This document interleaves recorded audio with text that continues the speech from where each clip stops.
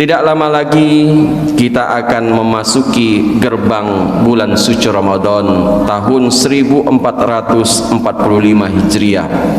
Bulan mulia yang hadir dengan membawa segudang peluang dan kesempatan emas bagi kita untuk menjadi bulan swasembada amal soleh. Kenapa dikatakan sebagai bulan swasembada amal soleh? Tak lain karena di dalam bulan Ramadan terkandung kemuliaan dan keistimewaan yang amat besar. Nilai ibadah dilipat gandakan, doa-doa dikabulkan, dosa diampuni, pintu surga dibuka, sementara pintu neraka ditutup. Ramadan tak ubahnya tamu agung yang selalu dinanti-nanti kedatangannya. Rugilah orang yang tidak dapat bertemu dengannya. Namun akan lebih rugi lagi bagi mereka yang menjumpainya tapi tidak mengambil sesuatu apapun darinya hingga berlalu. Hadirin sidang jemaah Jumat rahimakumullah. Namun kemuliaan Ramadan itu akan didapat kecuali bagi mereka yang memuliakannya dengan penuh kesadaran dan kesungguhan. Sebagian ulama mengumpamakan Ramadan sebagai bulan panen amal soleh, sebagaimana diungkapkan waqala Abu Bakr al-Bulkhi, syahrul Rajab syahruz zar, syahrus Sa'ban syahrus sakiyuz zar, wa syahrul Ramadan syahrul hisadiz zar.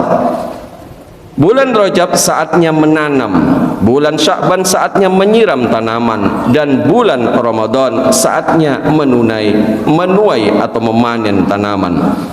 Dilanjutkan, masalus syahrul Rajab karih wa masalus Sya'ban misrul ghin wa masalul Ramadan misrul matar wa man lam yazra' wa ya'rush fi Rajab wa lam yashikku fi Sya'ban fa kaifa yuridu an yahsudu fi Ramadan.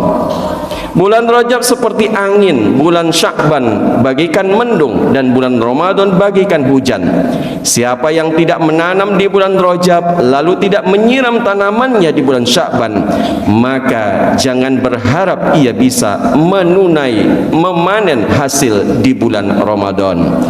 Oleh karena itu, hadirin sidang jemaah rahimakumullah, kita perlu mempersiapkan diri dengan sebaik-baiknya dalam rangka menyambut bulan yang penuh berkah tersebut, mulai dari bulan Rajab dan bulan Sya'ban, sehingga kita dapat memanfaatkan secara maksimal untuk beribadah dengan sebaik-baiknya.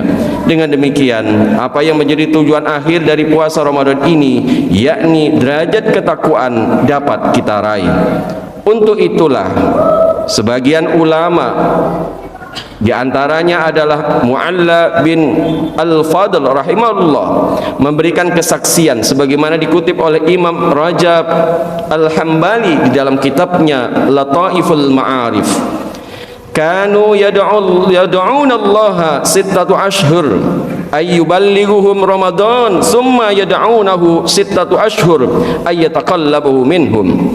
Para sahabat dahulu berdoa selama 6 bulan agar bertemu dengan bulan Ramadan. Lalu seusai Ramadan berdoa lagi selama 6 bulan agar Allah menerima amalan mereka selama bulan itu. Di antara doa menyambut Ramadan yang sering diucapkan oleh para sahabat sebagaimana bentuk harapan agar bisa berjumpa dengan bulan tersebut adalah Allahumma sallimni ila Ramadan wa sallim Ramadana li wa tasallamhu minni mutakabbalan. Ya Allah, antarkanlah aku hingga sampai di bulan Ramadan, dan antarkan Ramadan kepadaku dengan baik, beribadah di dalamnya, dan terimalah amal ibadahku di bulan Ramadan. Doa yang hampir mirip dan senada dengan doa di atas, Allahumma barik lana fi Rajab wa Sya'bana wa ballighna Ramadan. Ya Allah, berkahilah kami pada bulan Rajab dan bulan Sya'ban, dan pertemukanlah kami dengan bulan Ramadan. Oleh karena itu, marilah kita sambut kedatangan bulan Ramadan dengan penuh sukacita. Marhaban ya Ramadan, selamat datang bulan Ramadan. Kami sambut kedatanganmu dengan penuh sukacita. Profesor Quraish Shihab, seorang mufasir asal Indonesia, menerjemahkan dan menjelaskan istilah marhaban yang terambil dari akar kata rahbun yang berarti wasi'un wa rahibun, luas dan lapang, sehingga marhaban menggambarkan bahwa tamu yang datang disambut dan diterima dengan lapang dada, penuh kegembiraan, serta dipersiapkan baginya tempat yang luas untuk melakukan apa saja yang dia inginkan. Dari kata ini terbentuklah kata rohbah yang antara lain diartikan sebagai ruangan luas untuk mobil guna memperoleh perbaikan atau kebutuhan bagi kelanjutan perjalanannya. Marhaban ya syahrul Ramadan berarti kami menyambutmu dengan penuh kegembiraan dan kami persiapkan untukmu tempat yang luas agar engkau bebas melakukan apa saja yang berkaitan dengan upaya mengasah dan mengasuh jiwa kami. Hadirin sidang jemaah Jumat rahimakumullah. Lantas apa wujud nyata bahwa kita benar-benar gembira menyambut bulan Ramadan tersebut? Tentunya ini harus kita buktikan dengan berbagai macam persiapan-persiapan yang matang sebelum memasuki bulan suci Ramadan. Persiapan itu diantaranya yang pertama adalah tentunya persiapan niat yang kuat. Banyak hadis yang menunjukkan betapa pentingnya niat di dalam beramal. Di antaranya innamal a'malu binniyah wa innamal likulli imri'in ma nawa. Sesungguhnya setiap amal itu ditentukan seperti apa niatnya, dan hasil dari setiap amal itu juga dilihat seperti apa ia berniat. Yang kedua yang harus kita persiapkan adalah tentunya memperbanyak taubat.